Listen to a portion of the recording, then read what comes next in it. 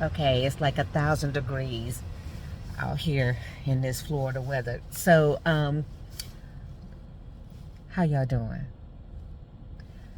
Now, last week someone was talking to me about them having a heart episode, which is not the same as a heart attack.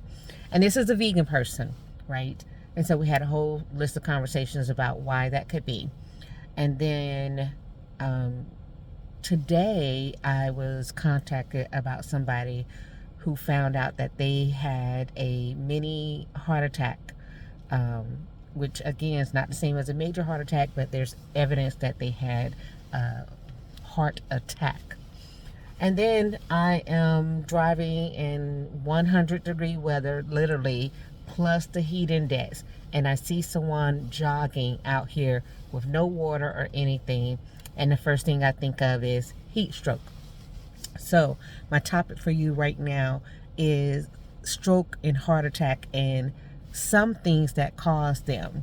Because a lot of people think that if you have just a poor diet, you're going to have a heart attack outside of genetic factors and the atherosclerosis that takes place in the heart, which is this plaque buildup, which is this calcium buildup, which is a blockage that builds up.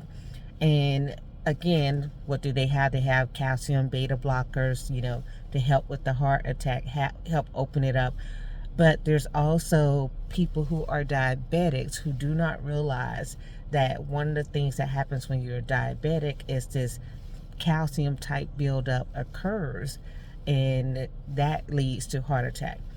Your blood pressure rising leads to heart stoppage. Your lymphatic system doesn't work as well. So in the case of a person who's literally running, your lymphatic system is activated while you are in movement. So walking is the best way, but you're running, you're walking, you're moving, right? Your lymphatic system is active at that time.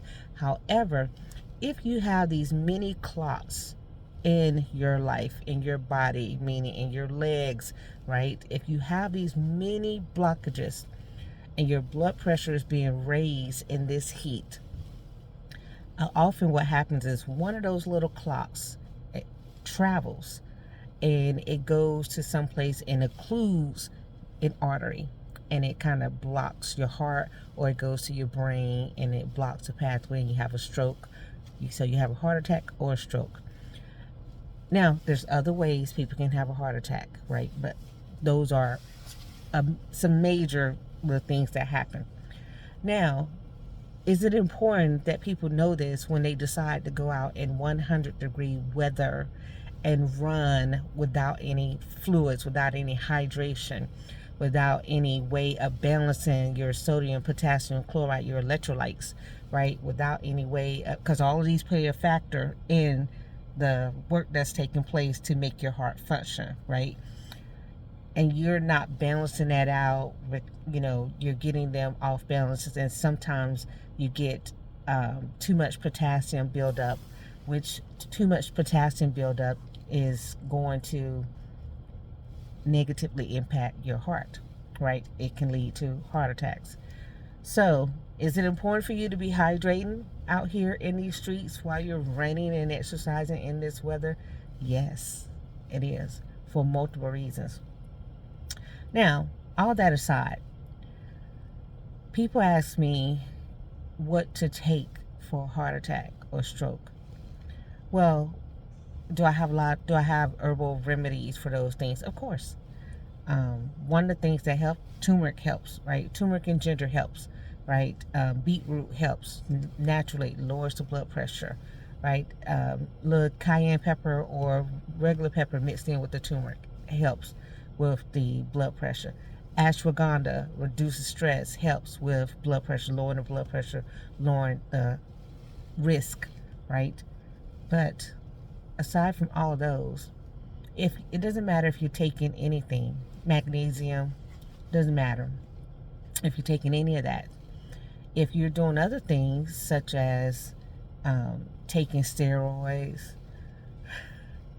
exercising in 100+ degree weather with no hydration or inadequate hydration, taking other drugs that race up your heart, like the medication that they've already had lawsuits against, if you're eating poorly, eating foods that clog your arteries, eating a lot of grease and all that stuff. None of what I tell you to do, or possibilities, even the medications they give you at the hospital, none of it's going to work long term if you aren't making a lifestyle change. Now, in the case of the person that they called me about today, I know that person's life has changed because of another dis-ease that they have going on. So whereas they were really active, they aren't active. So their lymphatic system is not moving. And what happens again, when you sit sedentary for a long time, the potential for building up blood clots occurs. Okay, so that's slightly different because this person, from what I understand, eats fairly clean. And that's another thing, is that several people eat cleanly, but they have already damaged their heart by some of their previous activities, such as previous habits, drug use that they had prior to getting clean. And they don't really realize that that heart is already not at its best. So now that they're eating clean, they think, oh, everything should just be functioning well. No, you did damage. That heart still has some issues, right? You might have a better chance of surviving a heart episode because you've changed your diet, especially if you've switched to a vegan dieting. If you have heart disease and you switch to a vegan diet, yes, you may have some extended life, but that doesn't mean that you haven't already clogged up your arteries with all of the greasy foods you were eating. And vegan doesn't mean healthy also, because there's a lot of vegan things that I see people make that's definitely not healthy, right? So there's layers to it. And me mentioning all of these layers is because I want you to understand that when I work with you, we look at the different layers. We look at what is the root cause of the heart attack or the stroke, right? Because sometimes it is genetic, but sometimes it is a life of living bad.